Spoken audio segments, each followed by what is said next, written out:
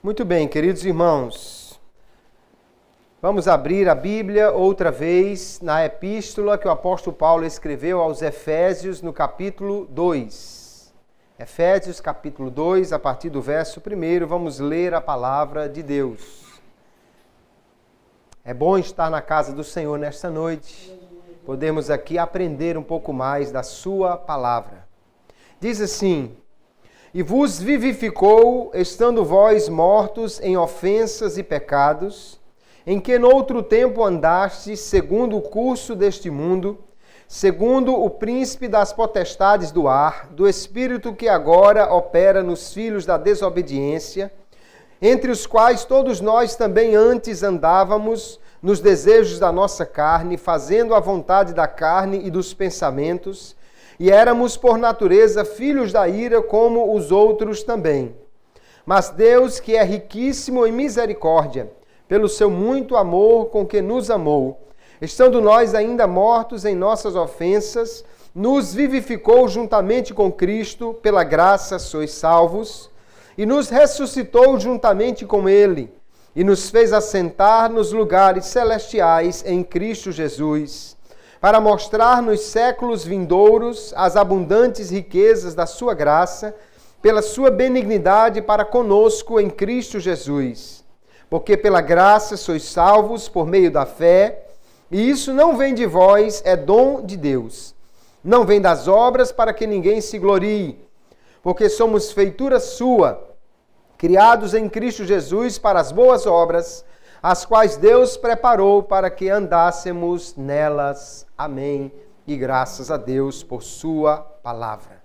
Nós temos aqui, queridos irmãos, uma palavra bastante lida na igreja, né? Versículos bastante conhecidos de todos aqueles que estudam a Bíblia Sagrada, e que nessa noite nós vamos tomar esta porção de uma das epístolas mais profundas do apóstolo Paulo, a Epístola aos Efésios, para falar sobre um tema muitíssimo importante para nós, falar sobre a nossa salvação, e vamos falar disto com o tema graça e fé. Vamos procurar entender como a graça e a fé estão juntas neste processo de nós recebermos a salvação, de nós sermos salvos pela pessoa bendita de Jesus Cristo, nosso Salvador.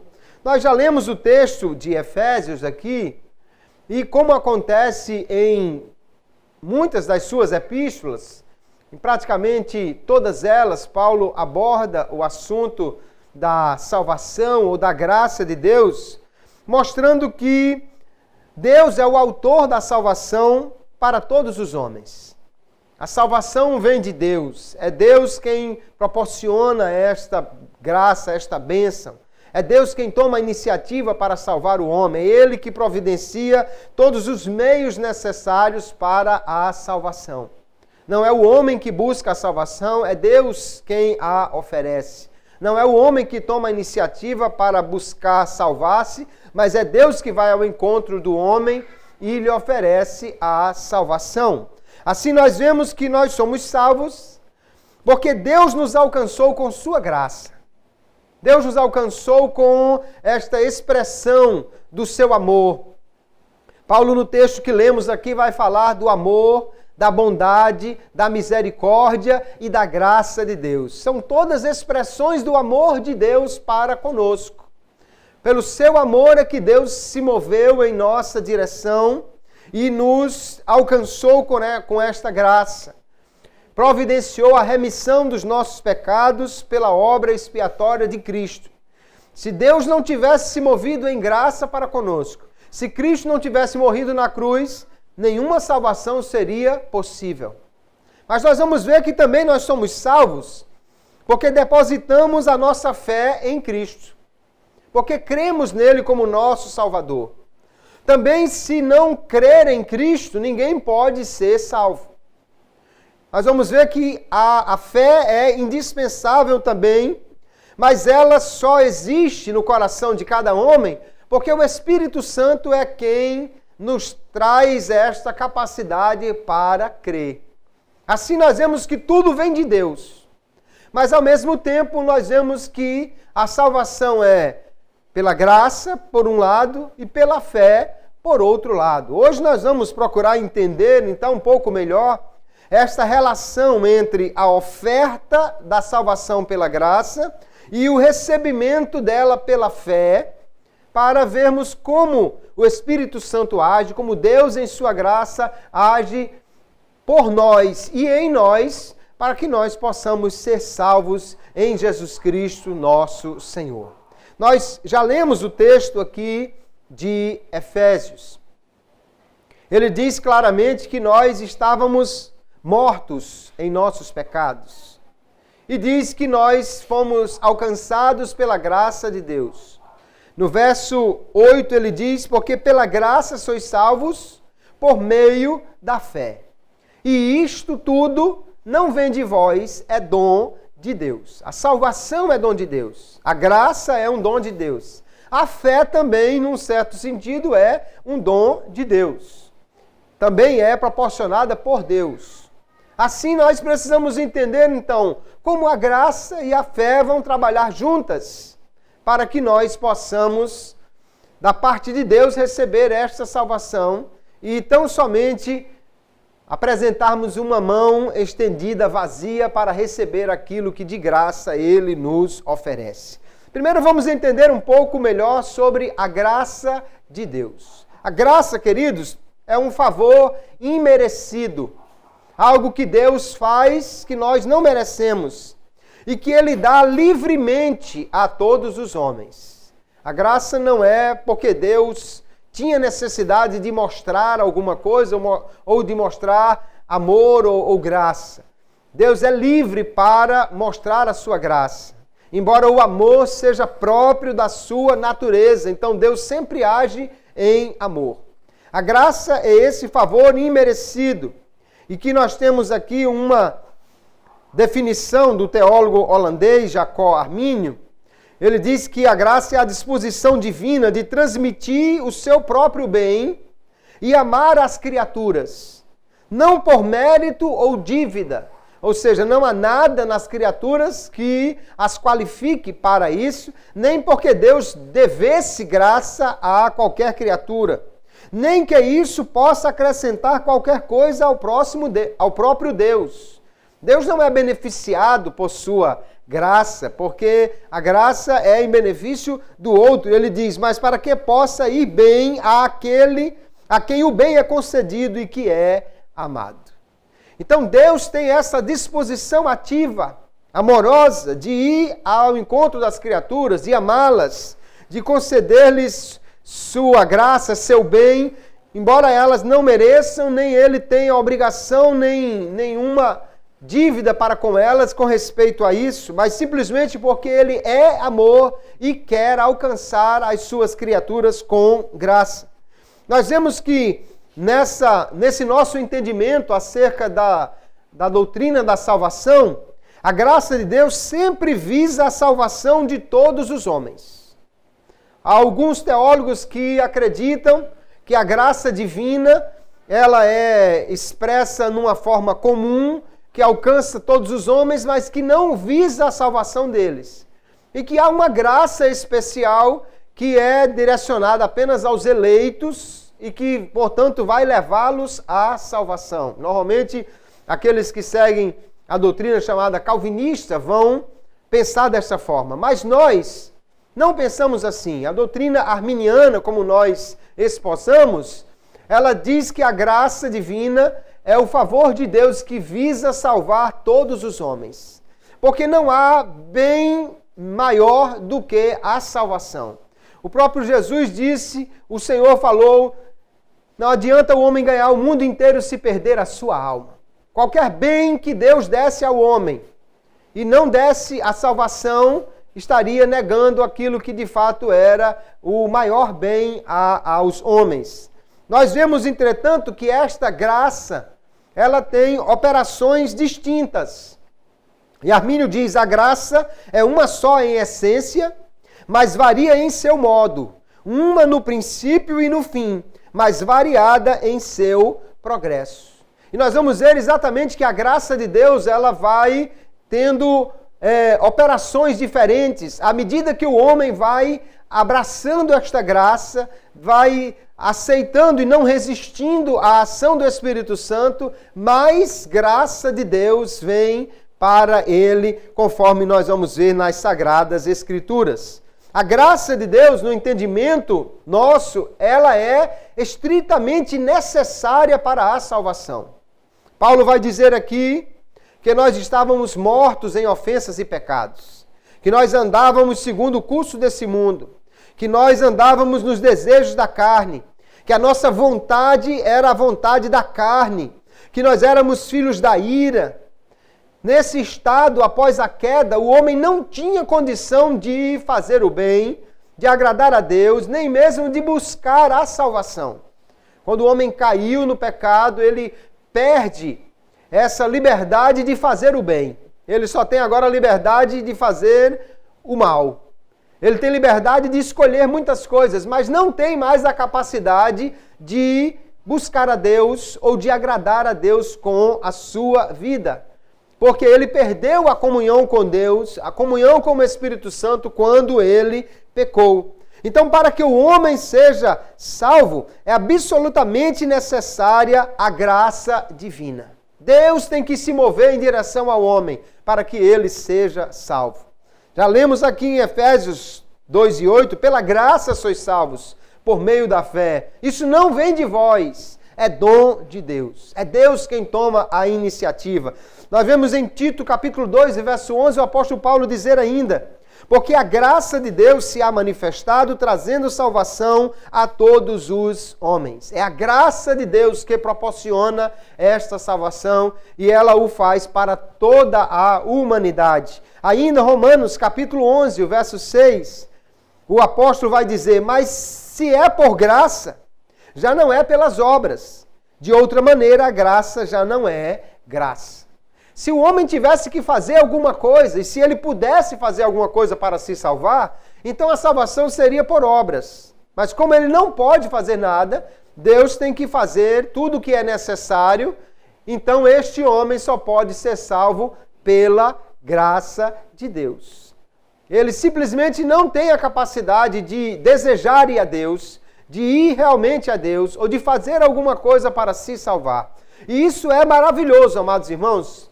Porque veja, se Deus tivesse proporcionado um meio de nós nos salvarmos, fazendo alguma coisa, ainda que fosse uma coisa difícil, mas já seria maravilhoso.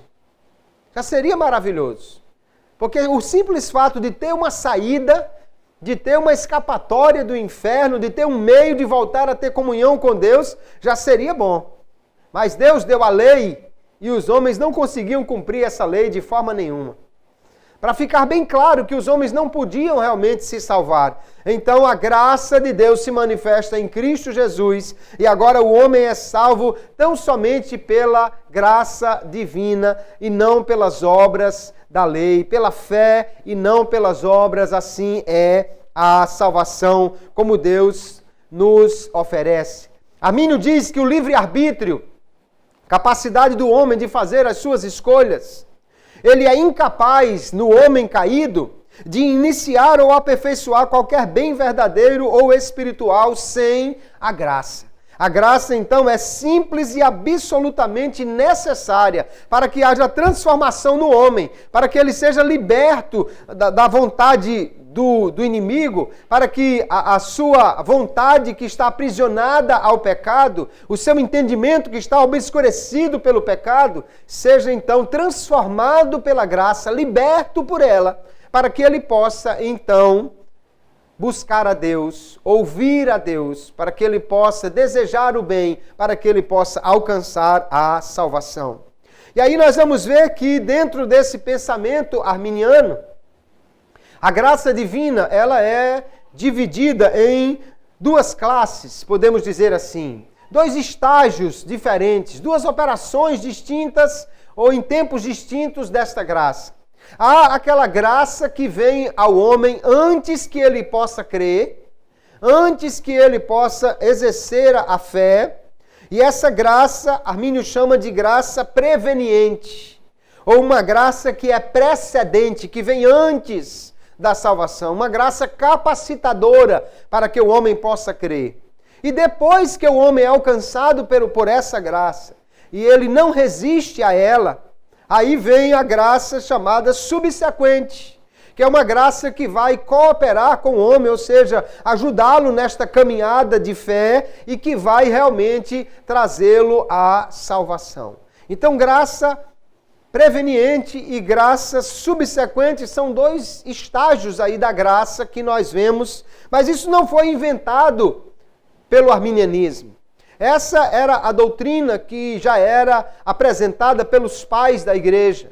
Inclusive, o mais famoso a tratar da doutrina da salvação, Agostinho de Hipona, ele já usava esses termos de graça preveniente e graça subsequente.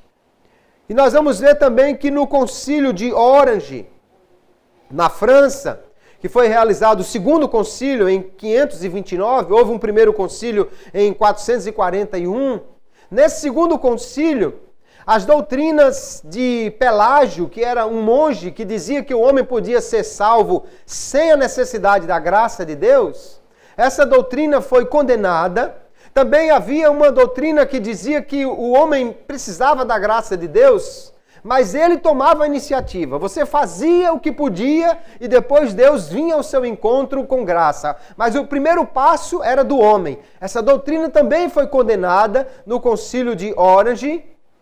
Mas a doutrina de Agostinho, da dupla predestinação, de que alguém é predestinado para a salvação e só ele tem a oferta da graça salvadora, e outro é predestinado ao inferno, e esse não tem acesso a essa graça salvadora, essa doutrina também foi rejeitada no concílio de Orange.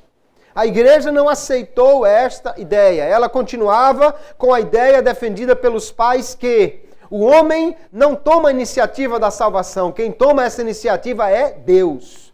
Deus é quem vai ao encontro do homem. E é pela graça de Deus, e tão somente por ela, que o homem pode ser salvo. Porém, esta graça, ela é endereçada a todos os homens. A graça preveniente alcança todos os homens. Embora ela, na sua fase salvadora, né, na sua fase subsequente, só alcance aqueles que não resistem à graça preveniente. Aqueles que aceitam a ação do Espírito Santo e creem, porque são habilitados para isso, terão toda a graça de Deus na sua vida. Então nós vamos olhar para esta graça preveniente e entender como é que ela funciona. Como é que a graça de Deus vem então ao coração do homem, antes que ele creia em Jesus. Nós entendemos que essa graça habilita o homem a crer.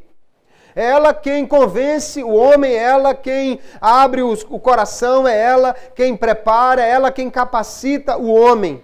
E é por essa graça que o homem pode ter qualquer bem espiritual. Nenhum bem espiritual o homem pode alcançar sem a graça de Deus que vem ao seu coração. E esta graça que é chamada de preveniente, ela é também preparatória para outros estágios da mesma graça de Deus. Lá em João capítulo 1, verso 16, ele diz que nós recebemos de Cristo graça sobre graça. Então há uma graça, mas há mais graça para aquele que aceita a graça. Vem graça e vem mais graça ainda para aquele que não resiste a essa graça. É isso que nós entendemos. Armínio diz, esta graça preveniente vai antes, acompanha e segue, instiga, auxilia, opera o que queremos e coopera para que não queiramos em vão. A graça então vem ao coração do homem e ela não é outra coisa senão a obra do Espírito Santo. A graça não é uma força impessoal. A graça é a própria ação do Espírito de Deus que vence a incapacidade do homem caído de crer. Aqui diz o texto, nós estávamos mortos. Mas morto aqui não é no mesmo sentido de morte física, Morto aqui é no sentido de morte espiritual. Às vezes alguém quer pegar esse termo morto aqui e quer equiparar a um morto físico, que não faz nada. O morto aqui é morto espiritual e ele faz muita coisa, ele peca e peca muito. Ele não está inativo. Morto aqui espiritualmente quer dizer que ele não tem a capacidade de buscar a Deus e não tem mais a comunhão com Deus.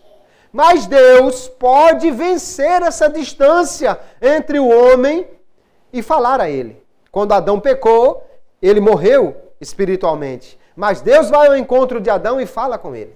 E ele ouve Deus. Caim estava em pecado. Mas Deus vai ao encontro de Caim e fala com ele e ele ouve. E assim é em todo momento na Bíblia. O homem pecador não pode ir a Deus, mas Deus pode ir ao homem pecador quando ele quiser. Isso se dá exatamente pela graça de Deus. E o homem não está morto no sentido de que ele não possa ouvir. Deus fala com os mortos, né? Tanto os físicos quanto os espiritualmente mortos. Deus fala com eles. E eles ouvem quando Deus se dirige a eles.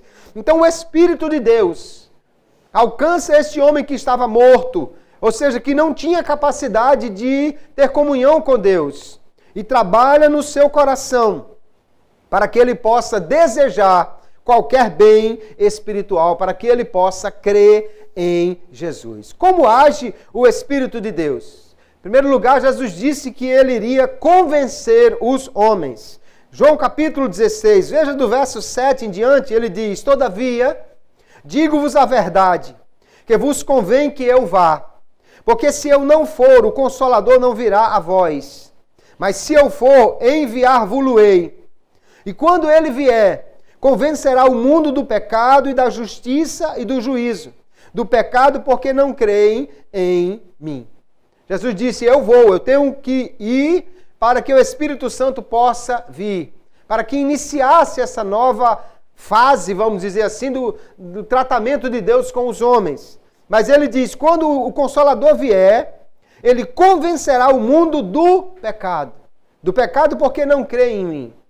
O homem está no pecado e não pode crer em Jesus. Mas o Espírito Santo é aquele que vem ao coração do homem, o convence que ele é um pecador, o convence que Jesus pode salvá-lo, o convence que ele precisa crer, trabalha no seu coração, na sua vontade, na sua mente e faz com que ele possa entender o Evangelho e aceitar a salvação que lhe é oferecida. Embora que o Espírito de Deus não vai forçar este homem, mas ele vai preparar-lhe o coração para que ele possa entender a mensagem. Também a Bíblia fala do Espírito Santo abrir o coração do pecador. Veja lá em Atos capítulo 16. Paulo está na cidade de Filipos, né? E ali pela primeira vez na Europa pregando o Evangelho. E diz o texto de uma certa mulher chamada Lídia, vendedora de púrpura da cidade de Tiatira, e que servia a Deus, nos ouvia. E o Senhor lhe abriu o coração para que estivesse atenta ao que Paulo dizia.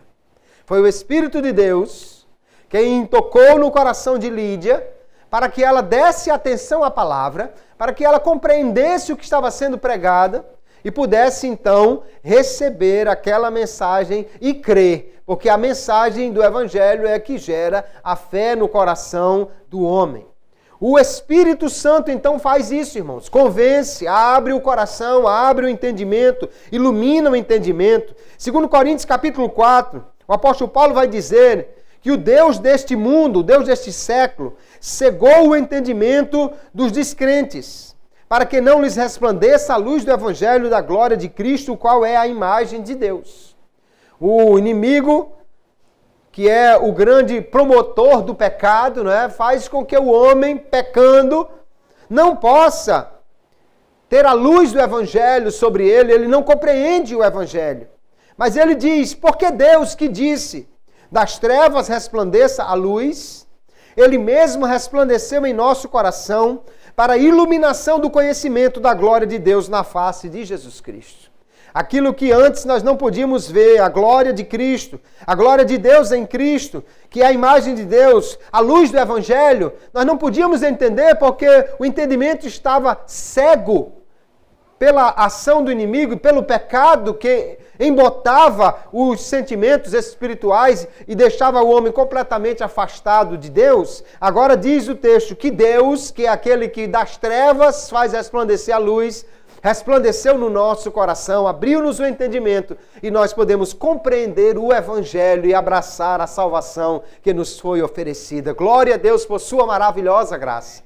Nós só somos salvos, queridos, porque Deus toma a iniciativa, porque Ele vem ao encontro do homem. É a graça de Deus, naquilo que nós chamamos graça preveniente, que vem ao coração, abre o coração, ilumina o entendimento, convence o homem e o torna, então, alguém capaz de entender o Evangelho e de crer em Jesus. Sem essa ação do Espírito Santo, ninguém pode crer. Ninguém pode ouvir e entender o Evangelho. Então diz Armínio que o Espírito Santo torna a fé salvadora possível, iluminando e esclarecendo a mente e afetando o coração, para que seja dada séria atenção àquelas coisas que são faladas e para que seja dada fé ou crédito à palavra. O Espírito de Deus é quem abre o entendimento do homem. E ele só pode dar crédito à palavra porque ele é alcançado pelo Espírito de Deus. Então, quando o pecador ouve a pregação do Evangelho, e quando o Espírito Santo age em seu coração, aí nós temos a ação externa da graça, que é a pregação do Evangelho, e a ação interna da graça, que é a ação do Espírito Santo no coração. E essas duas operações combinadas é que vão gerar a fé no coração do homem.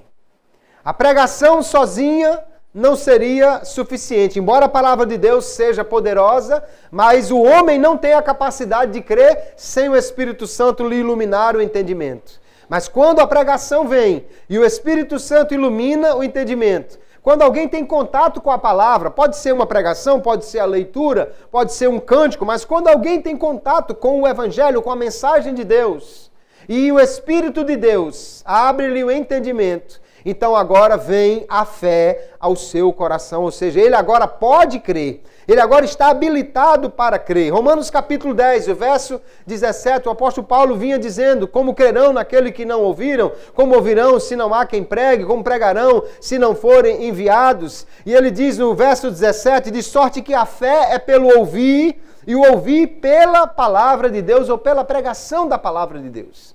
É esta pregação da palavra, quando cai num coração que foi preparado pelo Espírito Santo, que vai gerar a fé naquele homem que antes estava morto, que antes não podia crer, mas agora, pela ação do Espírito Santo, ele é habilitado para que possa crer em Jesus. Armínio diz: o ato de fé não está no poder de um homem natural, carnal, sensitivo ou sensual e pecador. O homem caído, o homem natural, o homem, como Paulo diz aqui, que está morto em ofensas e pecados, que anda segundo o curso deste mundo, que é filho da ira, que por natureza é filho da desobediência, esse homem não pode crer sozinho. Ninguém pode crer por sua própria convicção ou escolha. Mas ele diz que ninguém consegue realizar esse ato, exceto pela graça de Deus. Glória a Jesus. A graça, que aqui é chamada de graça preveniente, é essa ação do Espírito Santo que faz com que o homem possa crer em Jesus. Se você é um crente em Jesus, não é porque você é bonzinho, não é porque você resolveu fazer essa escolha, não é porque você um dia decidiu que vinha a uma igreja, não é porque você resolveu um dia aceitar a Jesus, é porque o Espírito de Deus bateu na porta do seu coração e você somente abriu para Ele entrar, porque é Ele quem proporciona ao homem o desejo espiritual, o desejo pelo bem e a capacidade para crer em Jesus. A graça, então, queridos, é que possibilita a fé. A graça é quem gera a fé. A graça preveniente, que é a ação do Espírito Santo, e a pregação da palavra é quem possibilita ao homem crer em Jesus. Aqui temos outra fala de Armínio que diz: o autor da fé é o Espírito Santo. O instrumento é o Evangelho, ou a palavra de fé, que contém o significado a respeito de Deus e de Cristo, que o precioso Espírito propõe ao entendimento e do qual ele persuade aqui. Veja que o conteúdo da fé vem de Deus, que é a mensagem de salvação. Isso é que faz com que o homem creia. O Evangelho não é algo que fosse como fosse uma espécie de mensagem de autoajuda. Você pode, você consegue, vá lá, você é um campeão. Não, o Evangelho não apresenta nenhuma esperança para o homem nele mesmo. Mas o Evangelho aponta para Cristo, que é o Salvador dos homens, que já fez tudo que nós precisávamos para obter a salvação. Ele morreu por nós, pagou pelas nossas culpas, remiu os nossos pecados e agora nos oferece esta salvação, mas é preciso crer para poder receber essa salvação. E como o homem que está morto no pecado pode crer se ele não deseja o bem espiritual? É o Espírito Santo quem age no seu coração. Ele abre o coração e aí coloca a palavra lá dentro. Aleluia. Abre a mente do homem, faz com que ele entenda a palavra. Paulo diz que há um véu sobre o entendimento dos incrédulos. Que eles não podem entender o Evangelho. Há barreiras mentais, sofismas, que só podem ser vencidas pela ação divina, da graça de Deus por meio do Espírito Santo. E como é que esse Espírito age? Então ele diz, ele propõe ao entendimento, ele esclarece o significado e ele persuade, ele convence aqui o homem para que ele possa crer. Veja que o Espírito não força, o Espírito não arrasta, o Espírito não obriga, mas ele convence, persuade, ele com, aleluia, uma graça, né? Com seu modo gentil de agir, ele propõe ao entendimento do homem esta mensagem de salvação para que ele possa crer em Jesus. Então, Armínio vai dizer ainda, digo então que é muito claro, com base nas Escrituras, que o arrependimento e a fé não podem ser exercidos exceto pelo dom de Deus. O homem só pode se arrepender e só pode crer porque Deus lhe proporcionou isto. Mas ele continua dizendo, mas as mesmas Escrituras e a natureza dos dois dons ensinam de maneira muito clara que esta concessão se dá pelo modo de persuasão. Isso acontece pela palavra de Deus. É a palavra de Deus aplicada ao coração do homem que faz com que o homem possa entender que ele é um pecador, possa se arrepender dos seus pecados e possa crer em Jesus. O Espírito esclarece, o Espírito abre o entendimento, o Espírito convence. Mas ele não se arrepende pelo homem e nem crê pelo homem. Ele prepara o homem e o habilita para se arrepender e crer. Sem a ação do Espírito e sem a palavra de Deus para este fim, o homem não pode nem se arrepender e nem crer. Mas uma vez que ele seja iluminado, possa entender a palavra, ele agora pode se arrepender e pode crer, mas ele precisa fazer isto, porque o Espírito também não age pelo homem, ele age no homem, mas não age pelo homem. Ou seja, ele não convence o homem se arrependendo por ele, ele convence o homem preparando o seu coração para que ele possa se arrepender. Mas o homem precisa se arrepender e o homem precisa crer. Jesus nunca disse, se prepare que o Espírito Santo vai lhe fazer arrepender-se. Jesus disse, arrependei-vos e crede. Então o Espírito tem que agir, mas o homem é preparado por esse Espírito e agora pode e deve fazer aquilo que ele está habilitado pela graça, que é arrepender-se e crer. Deus não força isso, Deus não faz isso pelo homem, mas ele habilita, prepara, convence e deixa o homem num ponto que ele pode arrepender-se e crer. Então, Armínio diz que Deus pode requerer fé do homem decaído, porque ele decidiu conceder aos homens graça suficiente pela qual os homens podem crer. Seria muito difícil da gente entender, irmãos, de aceitar que Deus quisesse salvar todos os homens, ou que a Bíblia contivesse muitos versículos dizendo que Deus quer salvar a todos, mas que Deus de fato só quisesse salvar alguns, e só a esses Deus desse graça suficiente para eles serem salvos. Os outros teriam o convite do Evangelho, mas não poderiam crer porque não tinham graça suficiente. Como é que Deus poderia requerer graça de alguém, ou requerer fé de alguém, se Ele não deu a capacidade de crer a este homem?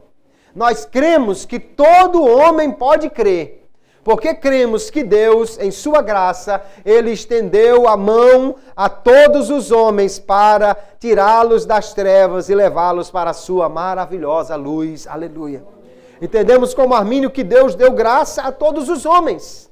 E essa graça capacita o homem para crer, por isso que Deus exige fé de todos os homens. A fé é uma condição para que o homem possa ser salvo. Então nós entendemos que a graça, ela é suficiente para todos. Todos os que experimentam a graça, ela tem poder suficiente para conduzi-los à salvação. Mas ela só será eficaz, só levará efetivamente o homem à salvação em todo aquele que não resistir a esta graça, que não resistir ao Espírito Santo. Se o homem, então, não resiste à operação do Espírito Santo, que esclarece, que ilumina, que abre o coração, e ele deixa que o Espírito Santo, então, continue o seu processo na sua vida, o Espírito Santo vai levá-lo à salvação, ele vai se converter e vai ser uma nova criatura, porque esta é a ação do Espírito Santo no homem. E só não acontecerá isso se o homem resistir ao Espírito Santo. Ou seja, se ele não quiser crer, se ele não quiser dar entendimento, ou dar a palavra, o entendimento correto, se ele não quiser dar crédito à palavra, aí ele não vai realmente ser salvo, porque o Espírito não vai forçá-lo a isto. Nós percebemos então que a salvação é pela fé, o homem precisa crer. E esta mesma salvação é pela graça. Salvação pela graça e salvação pela fé são coisas complementares. Ou seja, a graça é quem oferece a salvação e é quem prepara o coração e habilita o homem para crer. Então é pela graça, porque também é pela fé. Se fosse por obras, não seria pela graça.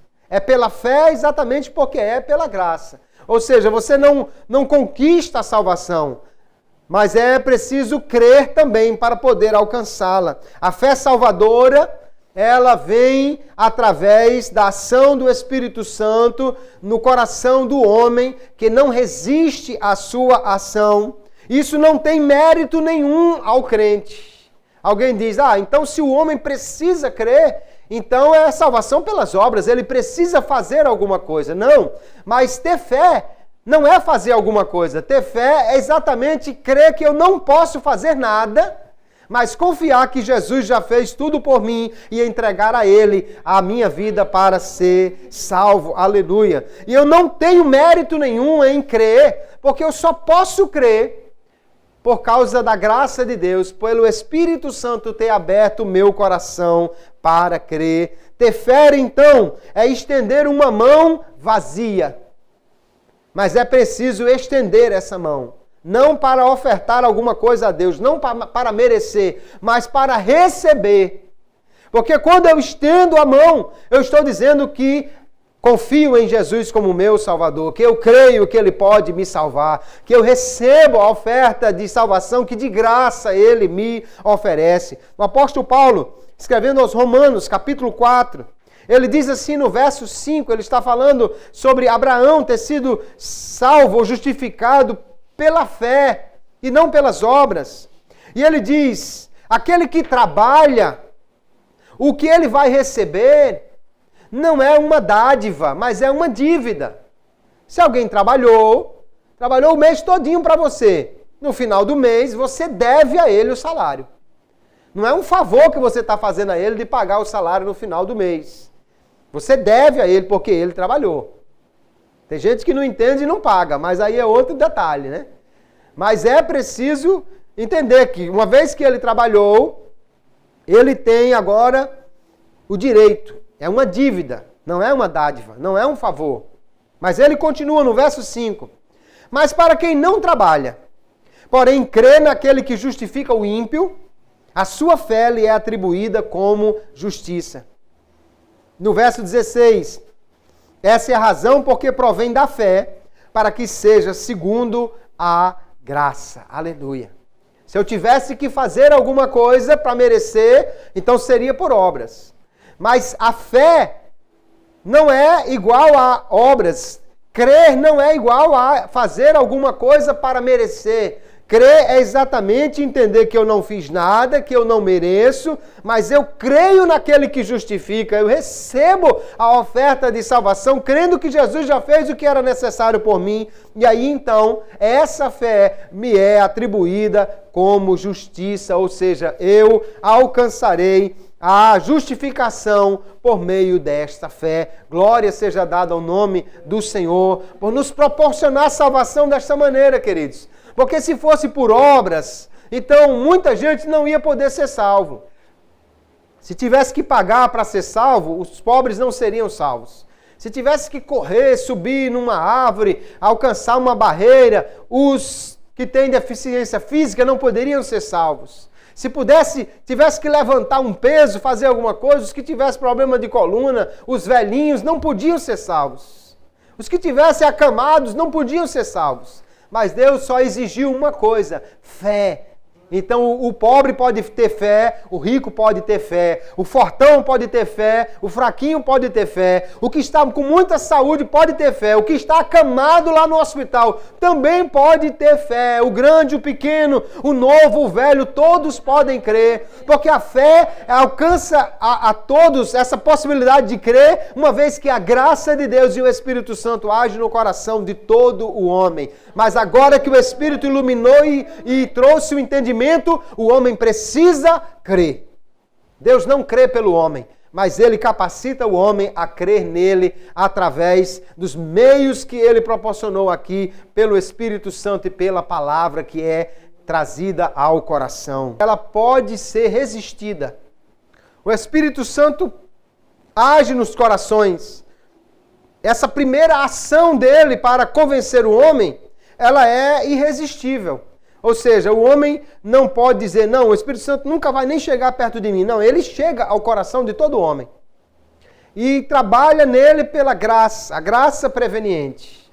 Mas a partir do momento que ele esclareceu o homem, agora então ele possibilita a cooperação do homem com Deus. E como se dá essa cooperação? Em não resistir à ação do Espírito Santo. Porém, o que nós vemos na palavra de Deus, em diversas ocasiões, é que os homens resistem à ação do Espírito Santo. Atos capítulo 7, verso 51.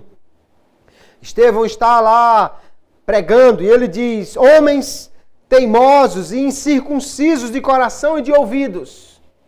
Nem o coração e nem o ouvido deles estava consagrado a Deus, estava preparado para Deus. E ele diz: vocês sempre resistem ao Espírito Santo. Eles não queriam ouvir. O Espírito falava, mas eles rejeitavam a palavra de salvação. Quantas pessoas há que você prega e ele diz: não, mas eu não quero saber disso, eu não quero Jesus, eu não preciso de Jesus, eu já tenho minha salvação, já tenho minha religião, já tenho isso, já tenho aquilo. E ele resiste a essa ação do Espírito Santo que fala ao seu coração. Muitos rejeitam aquilo que Deus está lhes oferecendo. Lucas capítulo 7, verso 30. O próprio Senhor Jesus, ele está pregando o Evangelho, mas alguns não querem ouvir. Alguns vêm e creem. Mas no verso 30 de Lucas 7, ele diz: mas os fariseus e os doutores da lei rejeitaram o conselho de Deus contra si mesmos, não tendo sido batizados por ele, por João Batista. Ele veio pregando, o Espírito Santo está agindo, mas diz o texto, eles rejeitaram.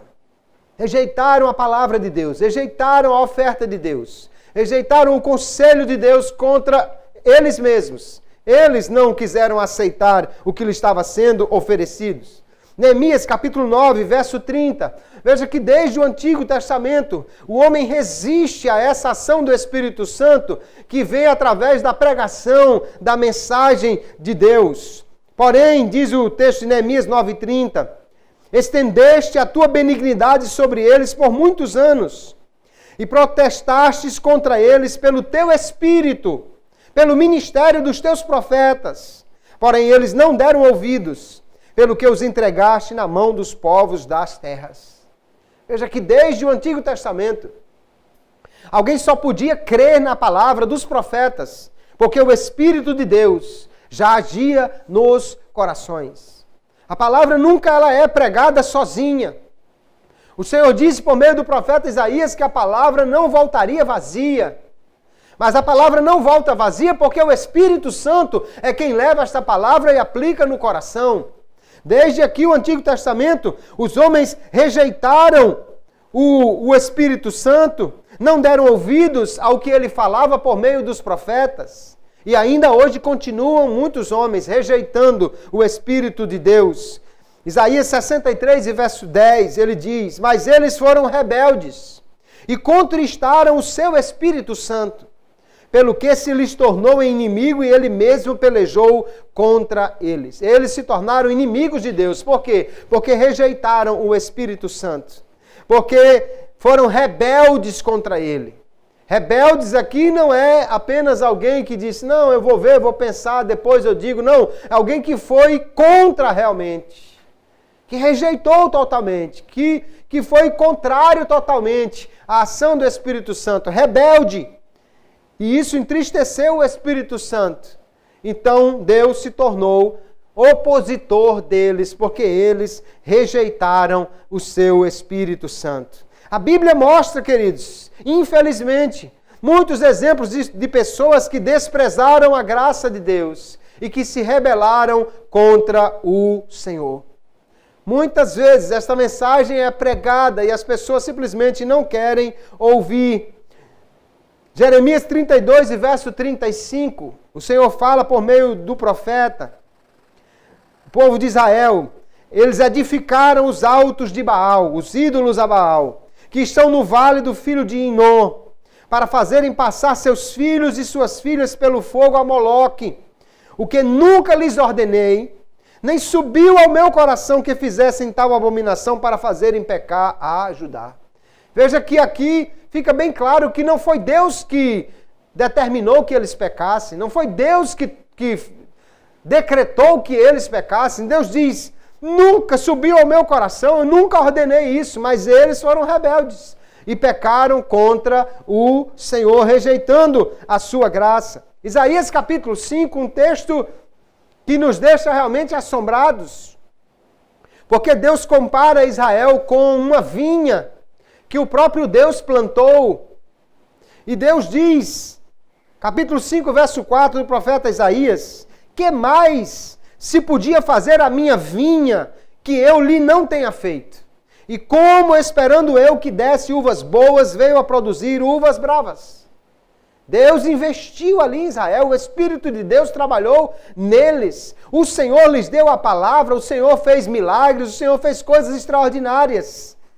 E era então de se esperar, ou seja, o que o Espírito quis produzir neles é que eles fossem uvas boas, eles dessem uma resposta positiva a Deus.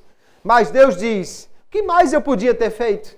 E como é que agora eles viraram uvas bravas? É porque os homens se rebelam contra Deus, resistem ao seu Espírito Santo, não aceitam a pregação da palavra e por isso não alcançam a bênção de Deus, o que Deus tem para eles. A palavra então diz que os incrédulos devem crer e não devem rejeitar a graça de Deus. 2 Coríntios capítulo 5, o apóstolo Paulo vem falando que Deus nos deu o ministério da reconciliação, que nós pregamos que os homens devem se reconciliar com Deus. E finalizando no capítulo 6, o verso 1, ele diz, e nós, cooperando também com Ele, com o Senhor, vos exortamos a que não recebais a graça de Deus em vão. Alguém estava recebendo a graça de Deus em vão, ou poderia receber essa graça em vão. Alguém, como diz lá em Hebreus, poderia deixar que a raiz de amargura crescesse no seu coração e rejeitasse a graça. Mas se o homem não faz isso, se ele não resiste ao Espírito Santo, se ele não rejeita a graça de Deus, então o Espírito de Deus vai lhe conduzir à salvação, vai lhe conduzir, então, ao processo de poder crer e receber a sua salvação. Porque só quando o homem crê é que ele pode ser salvo. A salvação é pela graça, porque Deus é quem toma a iniciativa. Mas a salvação também é pela fé. Paulo diz, Efésios 2:8, pela graça sois salvos por meio da fé. Ou seja, é pela fé que nós temos acesso à graça. É pela graça que nós podemos ter fé. E é pela fé que nós podemos receber os benefícios da graça. Os homens, então, só são salvos se eles creem em Jesus. E eles são condenados por causa da sua incredulidade. Ninguém é rejeitado simplesmente porque Deus decretou que ele fosse para o inferno. Mas a Bíblia sempre diz que a rejeição de Deus, ela se dá em função ou por causa do pecado do homem. Aí nós vamos ler João capítulo 3, o verso 18. Quem crê nele, em Jesus, não é condenado, mas quem não crê já está condenado. E por que está condenado? Porque Deus decretou que ele fosse para o inferno? Não. Porquanto não crê no nome do unigênito Filho de Deus. É o pecado e a incredulidade que faz com que o homem seja condenado, e não porque Deus não queira salvar a estes homens. Alguns ouvem a pregação do Evangelho e creem, e outros, mesmo tendo ouvido a mesma pregação, não creem. Quando a pregação chega ao coração, é porque o Espírito Santo agiu. Então a graça de Deus está agindo ali, a graça preveniente. A mensagem do Evangelho e a ação do Espírito Santo, elas chegam combinadas ao coração do homem. Uns creem, porque não resistiram ao Espírito Santo. Outros não creem, porque resistiram, não quiseram dar ouvidos. Veja que o apóstolo Paulo está pregando, e lá em Atos capítulo 28, diz o texto, verso 23, e havendo-lhe eles assinalado um dia, muitos foram ter com ele a pousada, aos quais declarava com bom testemunho o reino de Deus, e procurava persuadi-los à fé de Jesus, tanto pela lei de Moisés como pelos profetas, desde a manhã até a tarde. Eles foram ter com Paulo, e Paulo passou o dia todo pregando para eles, mostrando na lei de Moisés, no Pentateuco, mostrando nos profetas como era o projeto de Deus para a salvação, como era o plano de Deus para a salvação, como Cristo era o Salvador, o Messias que fora enviado por Deus. E diz o texto, alguns criam no que se dizia, mas outros não criam. Por que não criam? Porque o Espírito Santo decidiu agir só em uns e outros não? Não, o Espírito Santo age em todos, porque a graça de Deus é para todos. Mas é porque alguns resistiram e outros deram crédito à palavra que estava sendo pregada ao coração. Porque creram, então eles têm mérito? Não. Eles simplesmente não resistiram, não bloquearam a ação do Espírito. O Espírito Santo lhes conduziu à fé e à conversão, ao arrependimento e à salvação em Jesus. Nós vemos então, queridos irmãos, que a fé é necessária para a salvação. Porém, a fé não é causa meritória da salvação. Ou seja, você não é salvo porque você creu e agora você merece. Não, se você creu, você merece. Não, a fé não é algo que lhe dá crédito, mérito diante de Deus. Por quê? Porque você só pode crer porque o Espírito Santo trabalhou no seu coração. Mas a fé é a causa instrumental. Ou seja, é pela graça, mas por meio da fé. A graça é a oferta. A fé é a aceitação desta graça, deste benefício. Então, a fé é impossível sem a graça. Sem a graça de Deus, ninguém pode crer. A salvação pela graça é impossível também sem a fé. Porque se só a graça acontece, mas o homem não crê, ele não será salvo, porque aquele que não crê já está condenado. Então Armínio diz, a fé é uma condição exigida por Deus daquele que será salvo, antes que seja o meio de obter a salvação.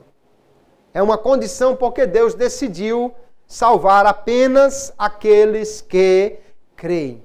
E todo aquele que crê será salvo. Glória seja dada ao nome do Senhor nosso Deus. Aleluia.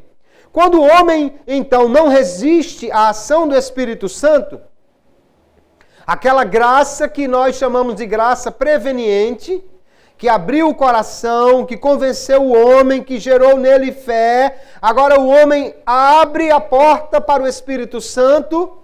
Vem então mais graça, que Armínio chama de graça subsequente, que trará então todos os benefícios da salvação. Armínio usa o texto de Apocalipse 3:20. Eis que estou à porta e bato. Se alguém ouvir a minha voz e abrir a porta, entrarei em sua casa e com ele cearei e ele comigo. Veja que não diz aqui que Deus arromba a porta, que ele chuta a porta, mas que ele está à porta e bate. Não é simplesmente alguém que dá uma pancadinha e fica esperando para ver. O Espírito Santo não é passivo nessa ação, como se viesse a graça preveniente e depois ele fica somente esperando para ver se o homem vai crer. Não, ele continua batendo. Eu estou à porta e eu fico batendo. E Armínio diz, se alguém bate, é porque há alguém do lado de dentro que pode abrir. Se o que está do lado de dentro não precisasse fazer nada, como abrir a porta, então não fazia sentido bater.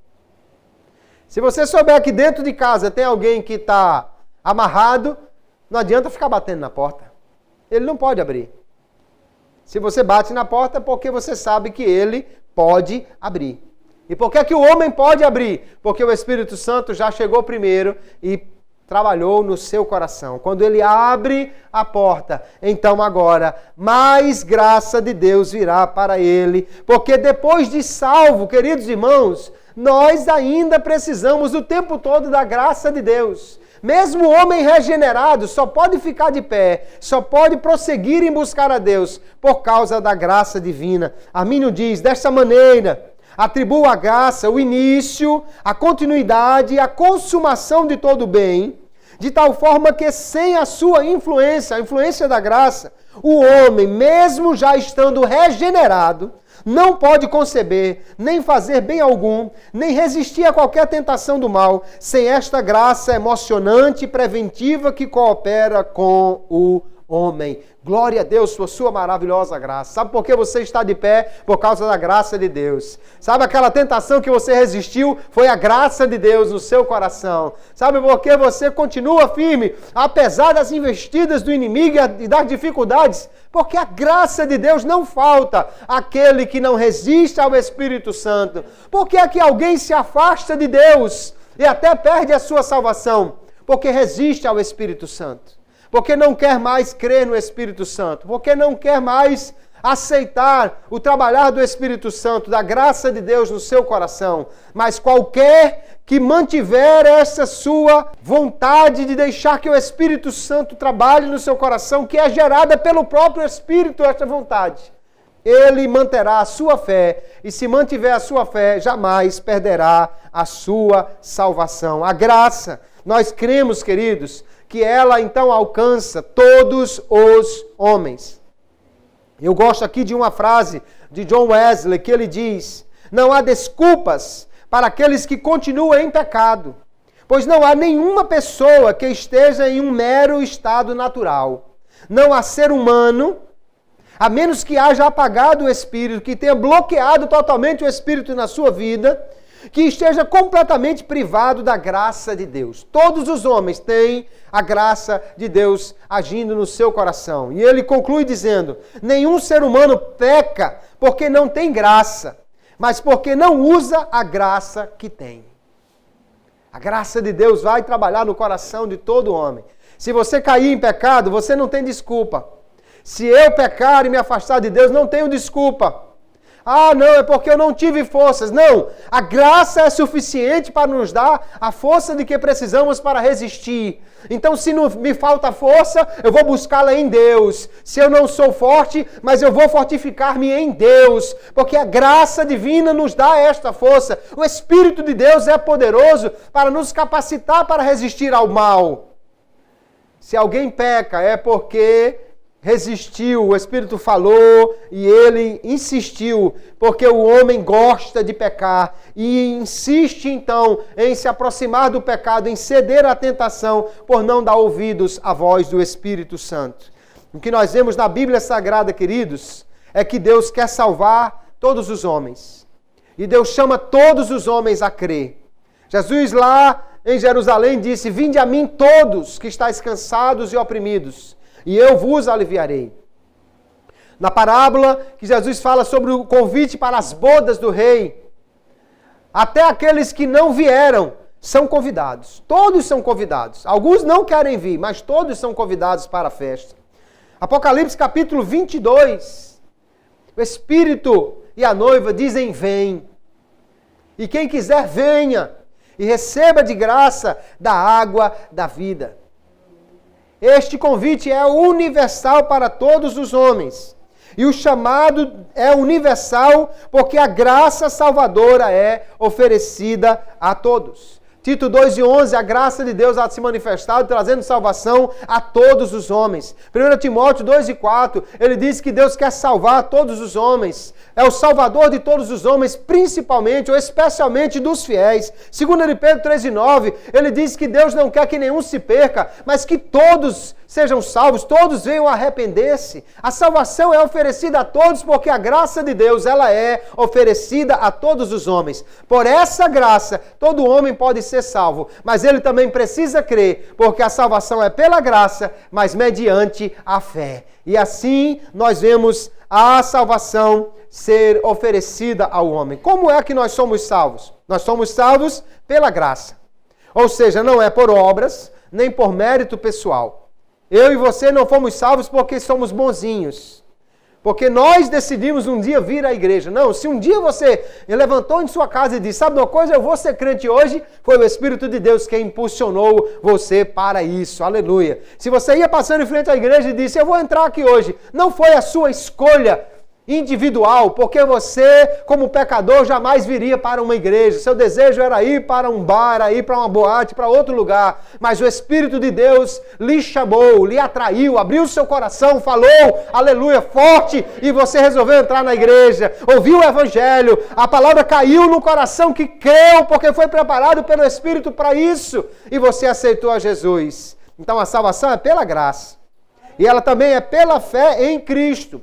Porque ainda que a graça trabalhe no coração, é preciso uma decisão pessoal de crer em Jesus. Embora essa decisão seja capacitada pela graça. Ou seja, se Deus não agir em graça, ninguém pode crer. Mas uma vez que o Espírito fala ao coração, qualquer homem pode crer e deve crer, precisa crer, porque Deus não crê pelo homem. Deus então nos dá a sua graça, nos capacita a crer, mas Ele não crê por nós. Ele ordena que alguém creia. Creia e serás salvo. O que eu vou fazer para ser salvo? Perguntaram aos apóstolos. E Pedro disse: creia no Senhor Jesus Cristo. Se arrependa dos seus pecados. Perguntaram a Paulo da mesma maneira, o carcereiro de Filipos: o que eu faço para ser salvo? E ele disse: crê no Senhor Jesus Cristo e serás salvo tu e a tua casa. Armínio diz: crê é um mandamento e serás salvo é o benefício que você vai ter e é o que o Espírito usa para lhe estimular a crer. A capacidade de crer, então, vem de Deus, que é pela graça. O conteúdo da fé vem de Deus, que é o Evangelho. A persuasão para crer vem de Deus, que é a ação do Espírito Santo, a graça preveniente. O crer, porém, é um ato do homem. Deus não crê pelo homem, o homem precisa crer. Então nós vemos nesta noite, queridos irmãos, que a salvação é pela graça, por meio da fé. Quando diz que é pela fé, o pela fé complementa o pela graça, porque é o contrário do pelas obras. Crer não é fazer uma obra. Crer é desistir de fazer qualquer obra para confiar apenas na obra de Jesus. A fé, então, é uma condição, mas ela não traz mérito nenhum ao homem. Eu não sou salvo porque eu mereço uma vez que eu criei. Não, eu sou salvo porque, mesmo sem merecer, eu criei que Jesus morreu por mim e recebi de graça esta oferta de salvação. Que Deus nos ajude cada dia, queridos, a crer em Jesus. Eu li hoje pela manhã o texto de Atos de João capítulo 5. Quando Jesus cura aquele homem que está há 38 anos enfermo. E depois Jesus encontra com ele e diz, olha, não peque mais, para que não te suceda alguma coisa pior. E alguém pode perguntar, o que é pior do que ficar 38 anos aleijado? O que é pior do que ficar 38 anos ou não sei quantos à beira de um tanque, esperando que tivesse pelo menos uma criatura de Deus que lhe empurrasse para dentro d'água na hora certa e não tinha ninguém para lhe ajudar. O que é pior do que ficar nessa espera, nessa angústia, nesse desespero, sem ter ajuda nenhuma durante quase 4 décadas? Sabe o que é pior do que isso? É passar a eternidade no inferno. Então Jesus disse, não peque para que não te aconteça alguma coisa pior. Alguém que vai pecar deveria se lembrar de passar 38 anos aleijado, sem esperança, e pensar que é pior ainda o que o pecado pode trazer para a sua vida. Isso, irmãos, é para nós lembrarmos de agradecer a Deus. Porque quando o Senhor nos cura, mano, eu tinha um problema de coluna horrível, não tinha saída, Jesus me curou. Todo dia eu agradeço a Deus, amém. Mas o pecado é pior. E a salvação, então, é melhor e maior do que a cura. E às vezes nós não louvamos a Deus por sua maravilhosa graça. Que nós possamos hoje, queridos, e cada dia de nossas vidas, louvar ao Senhor pela graça. Agradecer ao Senhor pela graça que nos alcançou, nos permitiu crer e nos deu essa salvação maravilhosa. Que nesta noite possamos agradecer a Deus. Obrigado pela graça, obrigado pela fé, obrigado pela salvação em Cristo Jesus, e que Deus abençoe a todos em nome de Jesus. Amém.